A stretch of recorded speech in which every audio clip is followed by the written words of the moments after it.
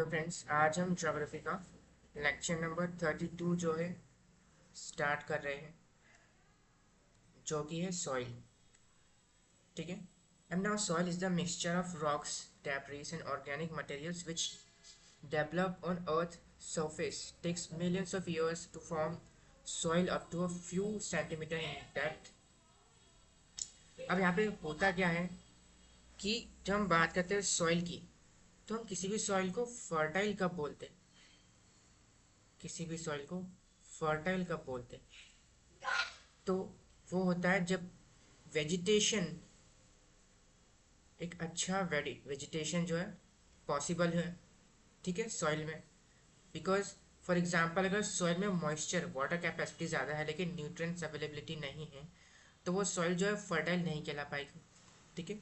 तो यहाँ पे फर्टाइल सॉइल बोलने के लिए इसमें एक अच्छा वेजिटेशन कैपेसिटी होना चाहिए। फॉर एग्जांपल न्यूट्रिएंट्स सारे होना चाहिए। एबिलिटी टू होल्ड मॉइस्चर, मतलब क्या, मॉइस्चर को होल्ड करने की एबिलिटी होना चाहिए। साथ ही में एबिलिटी टू होल्ड एयर, मतलब क्या, फॉर एग्जांपल कई रॉक का स्ट्रक्चर ब्रेक, ठीक है। अब यहाँ पे काफ़ी सारे ऑर्गेनिज्म, माइक्रो ऑर्गेनिजम्स रहते हैं, करेक्ट।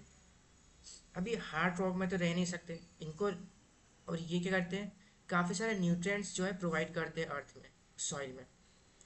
अब इनको लिव, जिंदा रहने के लिए ऑक्सीजन की ज़रूरत पड़ती है, ठीक है।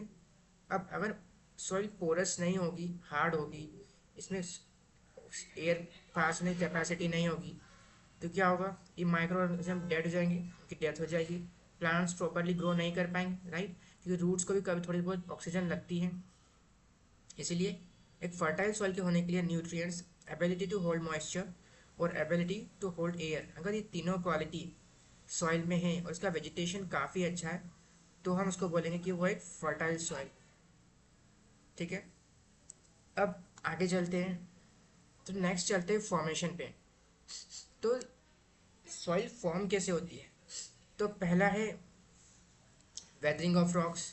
फॉर एग्जांपल, ये आपका एक पत्थर का टुकड़ा है, काफ़ी टाइम से यहाँ पर रेन होगी, मतलब मिलियन ईयर्स लग जाएंगे, 100 ईयर्स लग जाएंगे, थाउजेंड्स ऑफ ईयर्स लग जाएंगे, यहाँ पे बारिश होगी, ठीक है।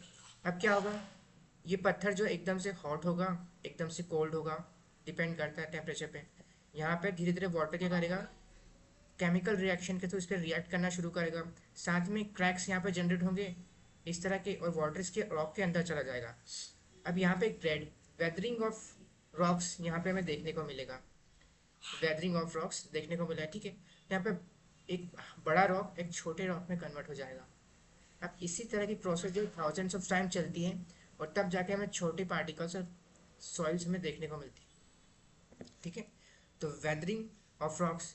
इसके बाद आता है ग्रेडेशन, ठीक है, सेम, ठीक है। इसके बाद आता है पेरेंट रॉक और बेड रॉक, मतलब क्या, सॉइल किस टाइप की होगी, तो वो डिपेंड करता है कि पेरेंट रॉक कैसा है। फॉर एग्जाम्पल ब्लैक सॉइल की बात करें तो हमें बेसाल्टिक रॉक्स देखने को मिलते हैं, ब्लैक सॉइल, क्यों, क्योंकि वो बेसाल्टिक रॉक से बने हुए हैं, जिसे हम टाइटेनिफेरस पार्टिकल्स बोलते हैं। ओके। अब फॉर एग्जांपल रेड और येलो सॉइल की बात करें, तो ये कैसे बने हैं, इग्नियस रॉक्स जो है वो जब डिग्रेड हुए होंगे, तब जाके हमारे पास रेड और येलो सॉइल मिलके बनी है, ठीक है। अब इन दोनों में रेड और कलर का डिफरेंस मॉइस्चर कैपेसिटी की वजह से आता है कि इसमें मॉइस्चर है या नहीं, ठीक है। सेकेंड आता है क्लाइमेट। अगर क्लाइमेट अच्छा है, बारिश कम ज़्यादा एकदम से हो रही है, टेम्परेचर इंक्रीज हो रहा है, तो क्या करता है, रेट ऑफ वेदरिंग चेंज कम या ज़्यादा होती है। ओके। तो फॉर एग्जांपल क्लाइमेट अच्छा रहेगा, मतलब बारिश हो रही है, देन कुछ टाइम के लिए बस सनी सीजन हो गया, तो यहाँ पे जो वेदरिंग है वो काफ़ी ज़्यादा हाई रहेगी, रेट ऑफ वेदरिंग पे डिपेंड करता है। इसके बाद आता है vegetation and other forms of life, rate of weathering in organic matter, ठीक है। ऑर्गेनिक मैटर मतलब क्या, उस सॉइल में कितने सारे ऑर्गेनिक मैटर पाए जाते हैं, ठीक है। अब इसके बाद आता है टाइम, मतलब क्या, एक रॉक को क्रैक होके सॉइल में कन्वर्ट होने के लिए काफ़ी ज़्यादा टाइम लगता है। जितना ज़्यादा टाइम लगेगा उतने छोटे और फाइन पार्टिकल्स हमें देखने को मिलेंगे, ठीक है। इसके बाद आता है actions of running water, wind and gradation and glaciers, ठीक है। तो यहाँ पे मतलब क्या, इनकी स्पीड कितनी है, विंड कितनी तेज चल रही है लैंड पे, वाटर कैसा है, वाटर रनिंग वाटर जब रिवर फ्लो होती है तो अपने साथ जो सॉइल फर्टाइल सॉइल लेके फाइनर पार्टिकल्स लेके आती है, करेक्ट।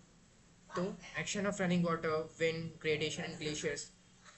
उसके बाद एक्टिविटीज ऑफ डिकम्पोजर्स एक्सेट्रा, मतलब जो डिकम्पोजर्स होते हैं, माइक्रोब्स होते हैं जो प्लांट्स को, डेड एनिमल्स को खाते हैं, ठीक है, जो सॉइल को ऊपर नीचे करने का काम करते हैं, प्लफिंग तरह से बोल सकते हैं। तो ऑर्गेनिक कंटेंट इन सॉइल, ठीक है। इसके बाद chemical and organic changes which take place in soil in the soil are equally important. Red soil in higher rainfall areas become yellow soil. For example आपके पास ये रेड सॉइल है, आपको ज़्यादा रेनफॉल अगर होगी आपके यहाँ पे, जहाँ पे रेड सॉइल पाई जाती है हायर रेनफॉल से, तो वो येलो सॉइल में कन्वर्ट हो जाती है। Why? Because Fe iron react करता है, केमिकल रिएक्शन होती है, ठीक है। आगे चलते हैं।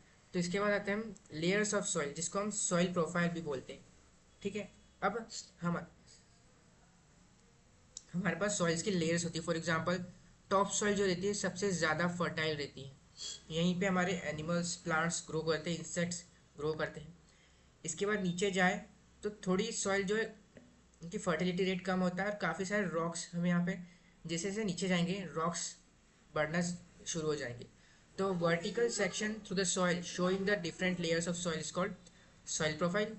Soil profile consist of 3 different layers of soil, they are called horizons, ठीक है। आगे चलते हैं। तो इसके बाद क्लासिफिकेशन ऑफ सॉइल्स पे आते हैं। तो India is very relief features, landforms, climatic realms and vegetation types, ठीक है। मतलब इंडिया की हम बात करें तो इसमें काफ़ी सारे चेंजेस देखने को मिलते हैं, ठीक है। यहाँ पे हमें डेजर्ट देखने को मिलता है, हिमालयाज पे जाए तो हमें माउंटेन्स, ग्लेशियर्स देखने को मिलते हैं। साउथ वेस्ट मानसून आता है तो हमें कुछ पोर्शन में जो इंडिया के, वहाँ पे हमें वेदर काफ़ी ज़्यादा बारिश देखने को मिलती है। लेकिन वेस्टर्न घाट यहाँ पे जो है मानसून को काफ़ी सारे क्लाउड्स को रोक लेते हैं, तो हमें इस साइड में रेन कम देखने को मिलती है। लेकिन यहाँ पे गैप से, तो यहाँ से बेंगलोर से कुछ क्लाउड्स पास हो जाते हैं उस तरफ, तो कर्नाटक के कुछ साइड में हमें रेन देखने को मिलती है, ठीक है। फिर हमें ईस्टर्न घाट में जो क्लाउड्स है वो ट्रैप हो जाते हैं, सॉरी ईस्टर्न घाट में, नॉर्थ ईस्ट रीजन में, ठीक है। तो वहाँ क्लाउड्स ट्रैप होते हैं और काफ़ी ज़्यादा हेवी रेन होती है।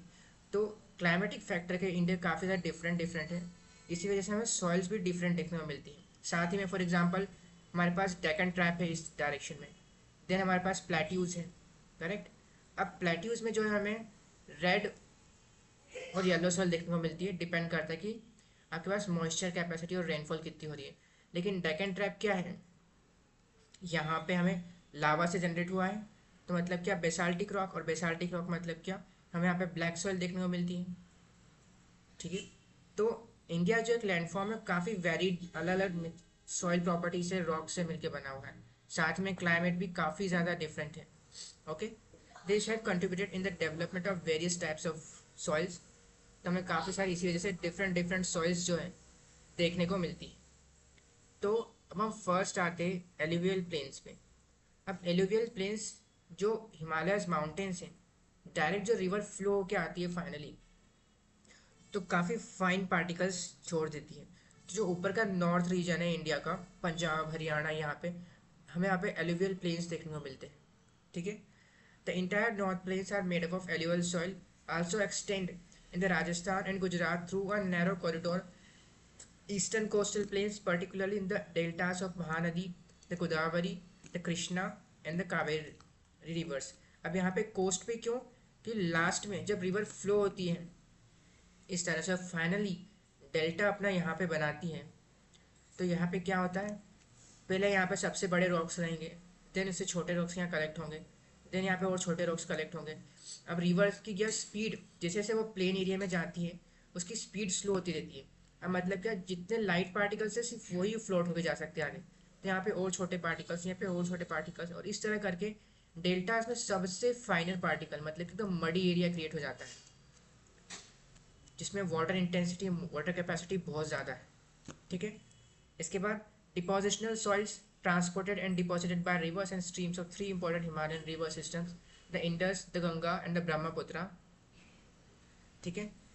Now according to their age, alluvial soils can be classified as, मतलब एज के अकॉर्डिंग क्लासीफाई कर सकते हैं, हमने पहले भी इसको पढ़ा है कि जो न्यू एलिवल सॉइल है, मतलब जो रिवर कोस्ट के पास में इस डायरेक्शन, इसको बोलते हैं खादर, क्योंकि यहाँ पे रिवर जो है कंटिन्यूसली सॉइल लाती रहती है, ठीक है, फाइनल पार्टिकल्स कलेक्ट होते रहते हैं।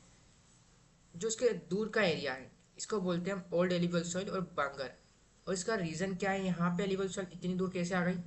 तो कभी इन टाइम फ्यूचर या पास्ट में जब ये रिवर फ्लड हुई तो क्या होगा, पानी जो है यहाँ तक आ गया होगा। अब यहाँ पे सेडिमेंट्स इकट्ठे हो गए, ठीक है। अब ये सेडिमेंट जब फ्लड वापस गया तो धीरे धीरे वापस से रिवर यहाँ पे डिपॉजिट कलेक्शन शुरू हो गया, लेकिन यहाँ पे जो हमें ओल्ड डिपॉजिट देखने को मिल रहे हैं, ठीक है। इसको हम बोलते हैं बांगर। ओके, नेक्स्ट आगे चलते हैं।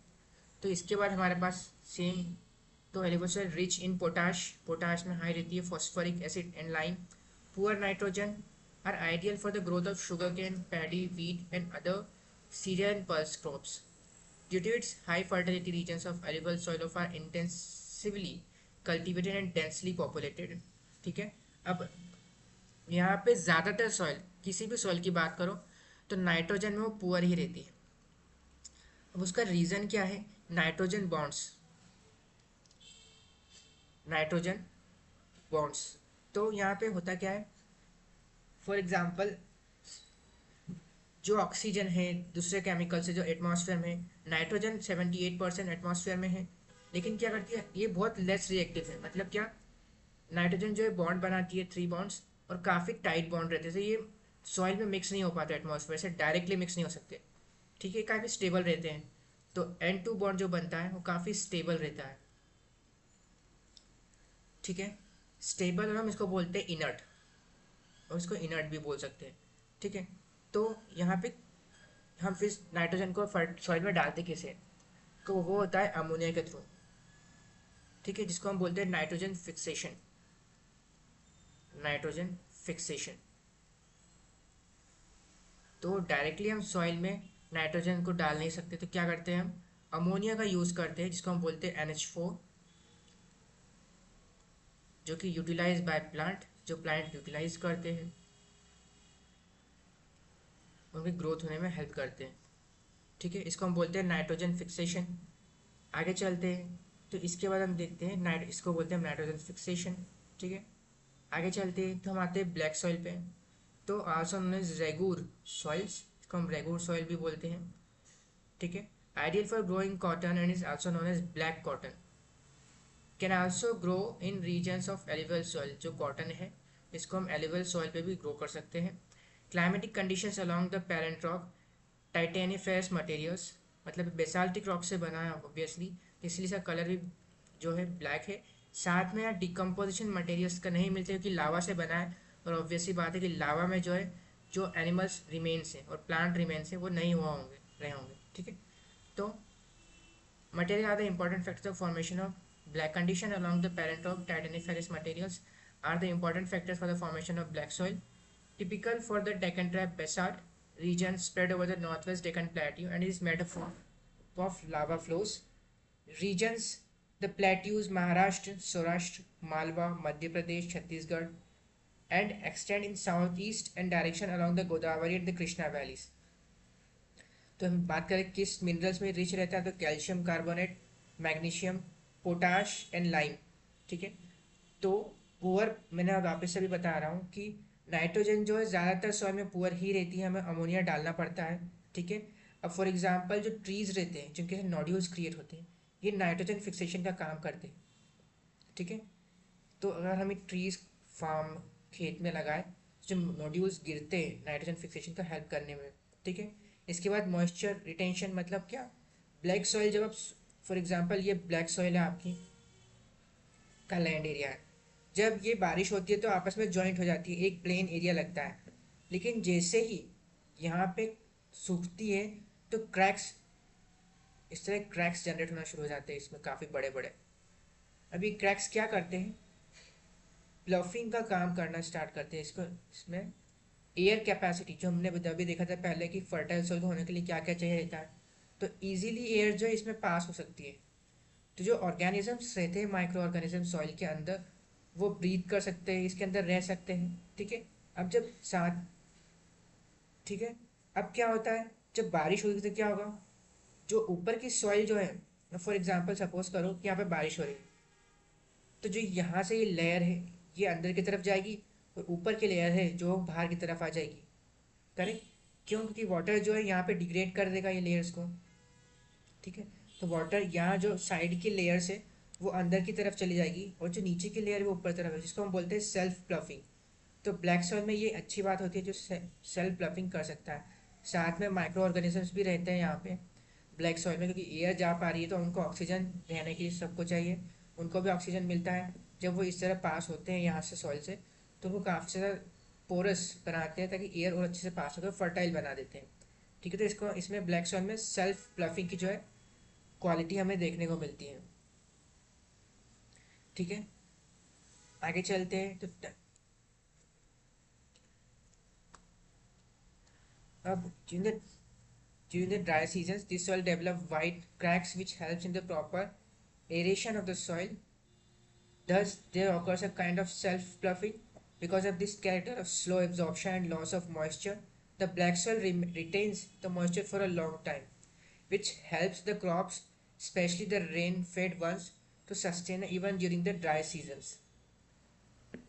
ठीक है? आगे चलते हैं। अब हम आते हैं रेड एंड येलो सॉइल पे। तो red and yellow soil, the red soil develops on a crystalline igneous rocks in areas of low rainfall in the eastern and the southern part of Deccan Plateau. तो red soil यहाँ पे हमें लो rainfall area में देखने को मिलती है। ठीक है? इसमें आयरन ज़्यादा रहता है इसलिए रेड दिखती है। तो southern part of Deccan plateau and also the pure piedmont zone of the western Ghat. Yellow and red soils are also found in parts of Odisha, Chhattisgarh, and in the southern parts of the middle Ganga plain. Low rainfall regions जहाँ पे हमें red soil देखने को मिलती है, high rainfall regions पे हमें yellow soil देखने को मिलती है। The soil develops a reddish colour due to a wide diffusion of iron की इग्नियस रॉक से मिलकर बनी है।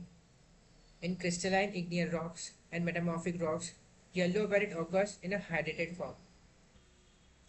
The fine-grained red and yellow soil are normally fertile, whereas coarse-grained soils found in dry upland areas are poor in fertility.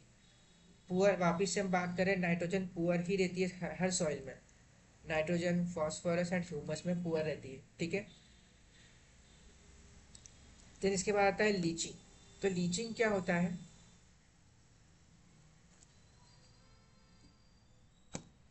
तो यहाँ पे एक concept आता है हमारा लीचिंग का। तो लीचिंग क्या होता है? फॉर एग्जांपल आपके पास ये लैंड एरिया है, ठीक है, और यहाँ पे बारिश हो रही है, ठीक है। अब ये बारिश क्या करेगी? पानी अंदर ज़मीन में जाएगा।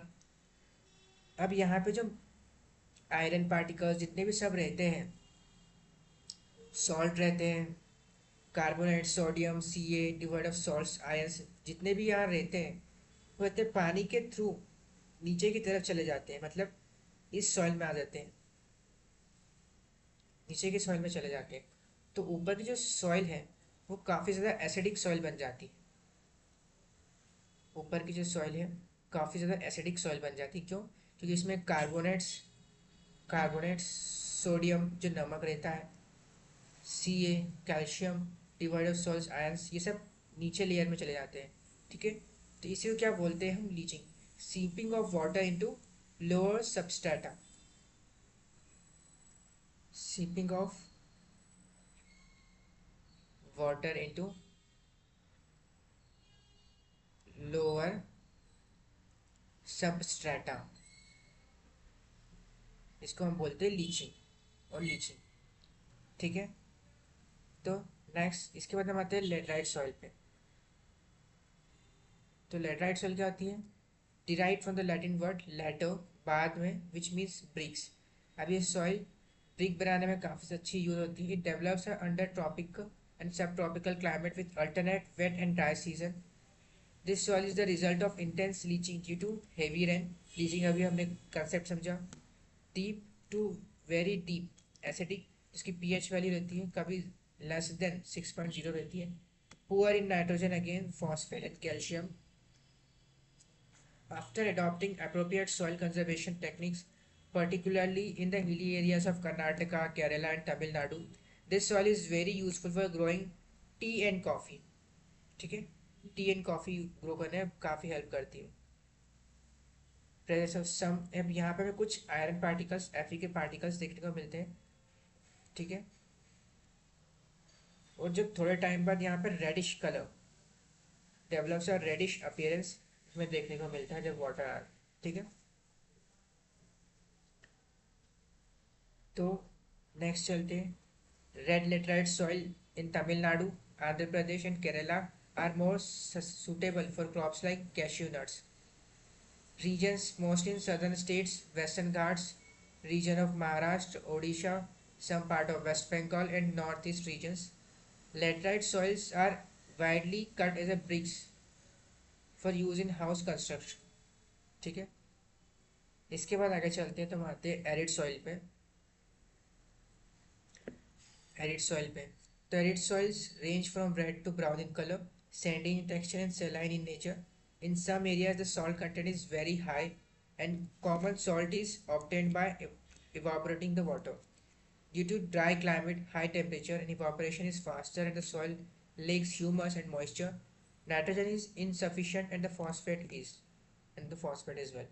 ठीक है, इसके बाद आगे चलते हैं। Forest and mountain soils formed in the forest areas where sufficient rainfall is available vary in structure, texture depending on the mountain environment where they are formed. Valley sides, loamy and silty soil पे पानी collect हो सकता है। Upper slopes, coarse grained, snow-bound areas of Himalayas they experience denudation and are acidic with low humus content.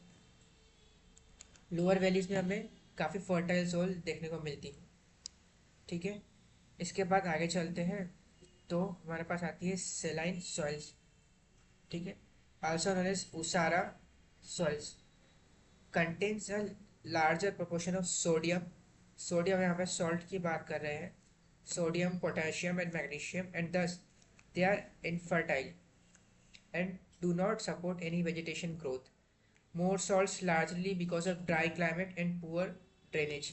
इससे अब salt के होने से होता क्या है, फॉर एग्जाम्पल ये आपकी लैंड है, बारिश हुई, गर्मी बहुत ज़्यादा है, पानी अब भरा भरा लेकिन एकदम से इवापोरेट हो गया। तो यहाँ पे क्या, जो हम आपको ज़्यादातर देखते हैं जब हम गमले में पानी भी डालते हैं और ज़्यादा पानी भर देते हैं तो गमले में जब इवापोरेशन होता है, जब सॉइल सूखती है तो हमें वाइटिश कलर देखने को मिलता है। ये हमें देखने को मिलता है क्योंकि जो सॉइल है उसके ऊपर सॉल्ट जो है वो इवापोरेट नहीं होगा, सिर्फ वाटर हो गया है, तो सॉल्ट जो है सॉइल पे ही रह गया है। तो होता क्या है यहाँ पे, जब सॉल्ट यहीं रह जाता है तो जो सॉइल है वो काफ़ी हार्ड हो जाती है। हार्ड होने की वजह से क्या होता है, एयर पास नहीं हो पाती है, और जब ऑब्वियसली बात है एयर पास नहीं हो रही है तो फर्टिलिटी रेट गिर जाएगा उस सॉइल का। ठीक है, तो फर्टिलिटी रेट गिर जाता है। Regions in arid and semi arid regions and in water logged and swampy areas, areas of intensive cultivation with excessive use of irrigation, जहाँ हम काफ़ी ज़्यादा इरीगेशन करते हैं। सेम हमारा गमले का लॉजिक है, जब हम गमले में ज़्यादा पानी भर देते हैं तो सॉइल में जो हमें सॉल्ट देखने को मिलता है वो सेम पिक्चर हमें बिग बड़े लैंड पे भी पिक्चर विजुलाइज करनी है, तो सेम वहाँ पे भी सेम वही होता है। तो हम इरिगेशन में ज़्यादा पानी एक्सेसिव वाटर भर देते हैं, specially in the areas of green revolution, मतलब पंजाब और हरियाणा जो नॉर्थ साइड ऑफ इंडिया है वहाँ पर। तो the fertile alluvial soil are becoming saline, farmers are advise to add gypsum. तो ऐसे में क्या होता है, गवर्नमेंट बोलती है आप जिप्सम इसमें ऐड करो। तो जिप्सम क्या करता है, इसका टेक्सचर इम्प्रूव करता है, great moisture and air retention capacity, मतलब क्या, जिप्सम ऐड करने के बाद यहाँ पे जो एयर रिटेंशन कैपेसिटी है वो बढ़ जाती है। हम स्पंज का एग्जांपल ले सकते हैं।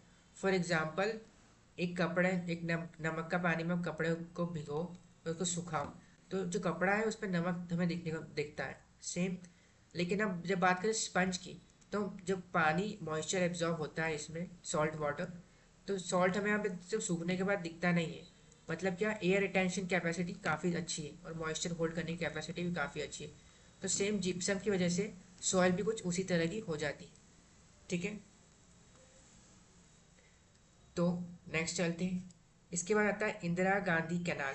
तो यहाँ पे डिसएडवांटेज क्या है, फॉर एग्जांपल जो पंजाब और हरियाणा साइड से अब ये कैनाल जो है राजस्थान के वेस्ट साइड में जो है वाटर लाता है, ठीक है।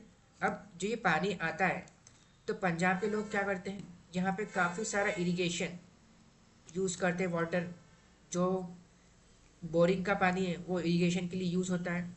अब ये एक्सेसिव वाटर क्या होता है, बह के, अब अभी हमने पढ़ा कि जब एक्सेसिव वाटर होता है तो सॉल्ट जो है सॉइल में बाहर आने लगता है, ठीक है। अब ये सॉइल कहाँ जाता है, कैनाल्स में जाता है। अभी कैनाल्स जो बनाई है इंदिरा गांधी कैनाल, उसका पानी पहुँचता है राजस्थान में। और राजस्थान में क्या होता है, अब जब उसकी सॉइल राजस्थान की ऑलरेडी काफ़ी एरिड है, फर्टाइल नहीं है। अब ये जब वाटर यूज़ करते हैं हम, तो उसमें सॉल्ट बहुत ज़्यादा है, जिससे ये लैंड को हार्म करता है, ठीक है। तो carry saline conditions from region of Punjab and Haryana, Rajasthan making the soil saline मतलब खारी बना देता है, ठीक है। आगे चलते हैं, तो इसके बाद हम आते हैं सॉइल इरोजन पे। तो सॉइल इरोजन क्या होता है, सिंपल सा है, जब यहाँ पे लैंड है आपकी, वाटर, विंड या फिर किसी तरह ग्लेशियर यहाँ पे जब ड्रैग करते हैं तो सॉइल को इरोड कर देते हैं। So, the denudation of the soil cover and subsequent washing down is described as soil erosion. The process of soil formation and erosion go on simultaneously. मतलब फॉर्मेशन सॉइल का मतलब क्या, रॉक्स क्रैक होते हैं, इरोजन होता है, तो नई सॉइल बनती है और पुरानी सॉइल चली जाती है बह के। तो simultaneously and generally there is a balance between the two, high speed of agent of nature, lack of vegetation cover. तो मतलब क्या, जनरली यहाँ पे क्या होता है, दोनों में बैलेंस होता है बिटवीन इरोजन में और फॉर्मेशन में सॉइल के। लेकिन चूंकि हम काफ़ी सारे पेड़ यहाँ पे काट रहे हैं, जो लैंड एरिया है वहाँ पे कोई रिवर साइड के, कोस्टल रिवर साइड का एरिया है, वहाँ कोई ट्रीज़ नहीं है, तो सॉइल को बांध के रखने के लिए यहाँ पे कुछ भी नहीं है, तो सॉइल यहाँ से बह जाती है। High speed agent of nature, lake of vegetation का मतलब पेड़ यहाँ पे ज़्यादा नहीं है। स्पीड रिवर्स की ज़्यादा हो जाती है, जो रिवर फ्लो हो रही है, अब बीच में ट्री आते हैं तो इसको स्लो कर देते हैं। लेकिन जब यही पानी प्लेन एरिया में फ्लो कर रहा है और एकदम प्लेन एरिया है, कोई स्टॉप करने के लिए कुछ नहीं है, तो इसकी स्पीड जो है काफ़ी ज़्यादा तेज़ रहती है, ठीक है। तो एक इरोजन होता है स्प्लैश इरोजन, मतलब क्या, एकदम बैरेड सूखी लैंड है, काफ़ी टाइम से बारिश नहीं हुई है, जब बारिश होती है तो मिट्टी के कुछ छींटे उड़ते हैं इस तरह से। जब एक बूंद एकदम से काफ़ी हाइट से आती है और कोलाइड होती है अर्थ से, तो मिट्टी के कुछ छींटे से दूर उड़ते हैं, जिसको हम बोलते हैं स्प्लैश स्प्लैश इरोजन। तो rainfall in the region of loose soil, मतलब ये काफ़ी ड्राई सॉइल रहती है तभी हमें देखने को मिलता है, ठीक है। मॉइस्ट सॉइल में इतना नहीं देखने को मिलता, क्योंकि वो इलास्टिक थोड़ी होती है, तो स्पंज की तरह थोड़ी बैंड हो जाती है। लेकिन ये सॉइल क्या करती है, हार्ड पपड़ी जैसा कुछ ऊपर से निकलना स्टार्ट हो जाता है, इरोजन स्टार्ट हो जाता है, ठीक है, स्प्लैश सॉइल। देन आता है यहाँ पे शीट इरोजन, मतलब क्या, यहाँ पे जब बारिश हो रही है, ये पूरे लैंड पे बारिश हो रही है, अब वाटर को क्या एक जगह मिल जाती है यहाँ से फ्लो होने की, थोड़ी गैप है यहाँ पे, थोड़ा नीचे झुका हुआ एरिया है, तो यहाँ पे इस तरफ फ्लो होने की कैपेसिटी वाटर के पास यहाँ से फ्लो होना शुरू करता है और काफ़ी धीरे धीरे स्पीड से फ्लो होता है। अब एक छोटी सी लाइन थी पहले, इतनी पतला सा एक दरार थी, इसमें वाटर फ्लो हो रहा है, अब यही दरार क्या होगी, और ज़्यादा वाइड हो जाएगी, जब वाटर धीरे धीरे इसको इरोड करेगा तो ये और ज़्यादा वाइड हो जाएगी। और इस तरह क्या होता है, इस दरार में, इसको हम बोलते हैं sheet erosion, takes place on levels lands after heavy shower, काफ़ी ज़्यादा बारिश में, and removal in not easily noticeable, ठीक है, but it is harmful, it removes finer and more fertile top soil. और ये हार्मफुल रहता है क्योंकि जो टॉप लेयर है, फर्टाइल सॉइल है आपकी, उसको ये रिमूव कर देता है, हटा देता है यहाँ से, ठीक है। आगे चलते हैं, इसके बाद आते हैं रील्स, तो हम इसको समझ लेते हैं। आपका फॉर एग्जांपल ये लैंड है ऑरेंज कलर में, यहाँ पे जब वाटर बारिश हो रही है तो वाटर एक जगह फाइंड करेगा जो थोड़ी सी डाउन हो, दबी हुई हो, वहाँ पे वाटर भराएगा और धीरे धीरे इस तरह की रील्स बनाना स्टार्ट करेगा, तो small channels of eroded structure in sloping areas, ठीक है। अब यही रील्स क्या होती है, धीरे धीरे फ्लो होगी और बड़ी बन जाएगी, ठीक है। अब ये और बड़ी होगी और ज़्यादा बड़ी हो जाएगी, जब और बड़ी होगी तो इसको क्या बोलेंगे हम, जब रील्स, यही रील्स काफ़ी ज़्यादा बड़ी हो जाती है तो उसको बोलते हैं गलीज, गली, इसको बोलते हैं गली इरोजन और रेवाइन इरोजन। और साथ ही में इसको हम बैडलैंड्स भी बोलते हैं, क्योंकि यहाँ पे जो अच्छी सॉइल है, हमारी फर्टाइल सॉइल है, वो यहाँ पे इरोड होके चली जाती है, ठीक है। नेक्स्ट आते हैं तो ये सेम हमने पढ़ा, gully erosion is common on steep slopes, gullies deepen with rainfall cut the agriculture lands into small fragments and make them unfit for cultivation, हमें ये देखने को मिल रहा है। ठीक है, तो फॉर एग्जांपल पहले यहाँ पे छोटी सी जिस तरह ये रील्स देख रहे हैं हम, ये हुआ करते कि अब जब यहाँ पे बारिश हुई तो क्या होगा, जो ये पोर्शन ऊपर का ऊंचा हुआ पोर्शन है धीरे धीरे ये भी प्लेन हो जाएगा, और जो ये छोटी सी गली यहाँ पे जा रही, इस तरह की जो रील्स हमें देखने को मिल रही है, इस गली को और बड़ा कर देगी। ठीक है, तो small fragments and make them unfit for cultivation, the regions with large number of deep gullies or ravines is called badland topography. Ravines are wide spread in the Chambal basin में सबसे ज़्यादा देखने को मिलती।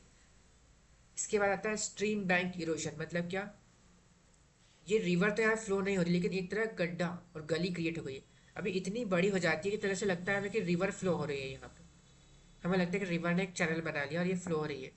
अभी क्या होता है, क्योंकि यहाँ पे आसपास कोई ट्रीज नहीं है, करेक्ट, तो जब वाटर का फ्लो ज़्यादा होता है तो जो लैंड एरिया जो काफ़ी ज़्यादा डाउन साइड दिख रहा है, ये इरोजन हो जाएगा इसका। अब यहाँ पे क्या होगा, सिल्टेशन देखने को मिलेगा। सिल्टेशन मतलब जो इरोजन लैंड है, मिट्टी है, वो आगे तक तो फ्लोट नहीं करेगी, वहीं पे कहीं जगह बीच में इकट्ठा होना शुरू हो जाएगी।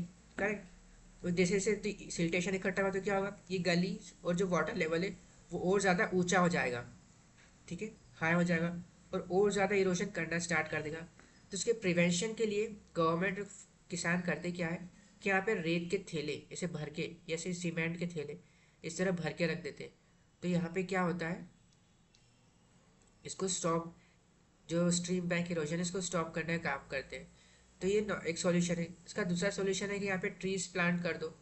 ठीक है, तो लेकिन ट्रीज प्लांट होने में भी उनकी रूट्स को बड़ा होने में, क्योंकि स्मॉल प्लांट्स इस स्ट्रीम्स को तो रोक नहीं पाएंगे, उनके स्मॉल प्लांट्स के रूट, इनको काफ़ी बड़ा बिग प्लांट बनना पड़ेगा, तब जाके ट्री बनना पड़ेगा, तब जाके ये सॉइल को होल्ड और टाइट कर पाएंगे, ग्रिप कर पाएंगे।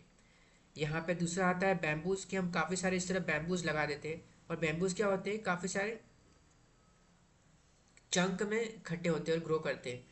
लेकिन यहाँ पे इशू क्या आता है, फॉर एग्जाम्पल अगर इतने एरिया में बैम्बूज लगे, तो लेकिन बैम्बूज की जो रूट है वो ज़्यादा डीप नहीं जाती है, मतलब अपर अपर इतनी सॉइल पे रहेगी, तो यहाँ पे हमें इरोजन देखने को मिलता है। तो यहाँ पे हमें लगता है कि बैम्बूज की रूट हमें बाहर देखने को मिलती है, जब इरोजन होता है तो ये रूट हमें बाहर देखने को मिलती है, तो साइड भी जो है इरोड हो जाता है, क्योंकि बैम्बूज की जो रूट है वो डीप नहीं जाती है। ठीक है,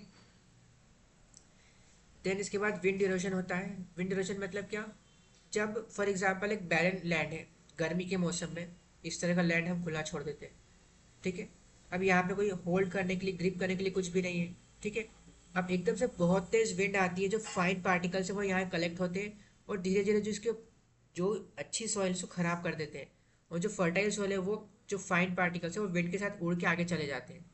तो मतलब कि हमें यहाँ पे विंड इरोजन देखने को मिलता है। It is most likely to occur when strong winds blow over light textured soils that have been heavily grazed during drought periods। ठीक है, उसके बाद हम आते हैं सॉइल डिग्रेडेशन पे। तो soil degradation can be defined as the decline in the soil fertility when the nutritional status declines and the depth of soil goes down due to erosion. मतलब क्या, इंडिया में सबसे बड़ा जो इशू है इसका सॉइल डिग्रेडेशन का और फैक्टर क्या है, तो उसमें आता है सबसे बड़ा इशू, एक मिनट,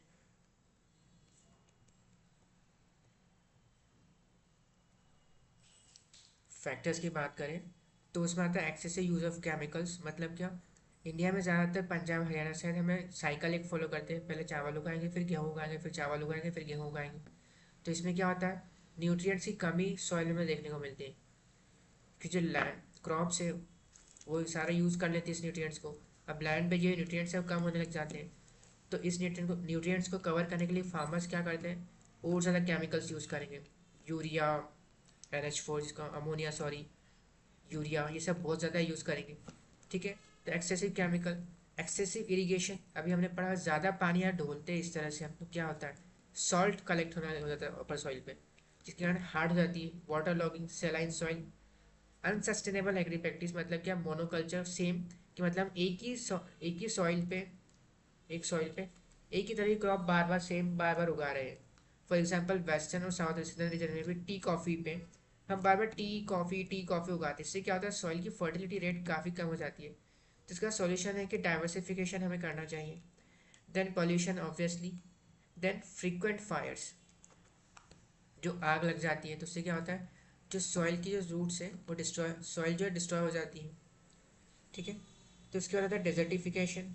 डेजर्टिफिकेशन में क्या होता है, तो जो अच्छी सॉइल है हमारी वो जैसे ड्राई होती है, केमिकल्स यूज होता है तो न्यूट्रिएंट्स कम हो जाते हैं, और जो डेजर्ट की जो सॉइल है वो यहाँ आती है और धीरे धीरे पहले इतने पोर्शन को कवर करेगी, इतना पोर्शन डेजर्ट बनेगा, फिर धीरे से यहाँ पे इतने पोर्शन और बैठ जाएंगी, और इतना धीरे धीरे ऐसे करके डेजर्टिफिकेशन शुरू हो जाता है। तो peripheral expansion of existing desert, मतलब जो डेजर्ट यहाँ पे था अब वो इस तरफ एक्सपांड हो रहा है। Soil degradation lead to desertification, ठीक है, फर्टिलिटी कम होती है। तो इसके बाद तो सॉइल कंजर्वेशन के तरीके क्या क्या है, तो soil conservation is a methodology to maintain soil fertility, prevent soil erosion and exhaustion, and improve the degraded condition of the soil. The measures are contour bunding, contour terracing, regulated forestry, controlled grazing, cover cropping, mixed farming and crop rotation. तो ये सारे points हैं soil conservation के। तो आज के lecture में इतना ही। अगर आपको अच्छा लगा तो लाइक करें, सब्सक्राइब करें। Thank you.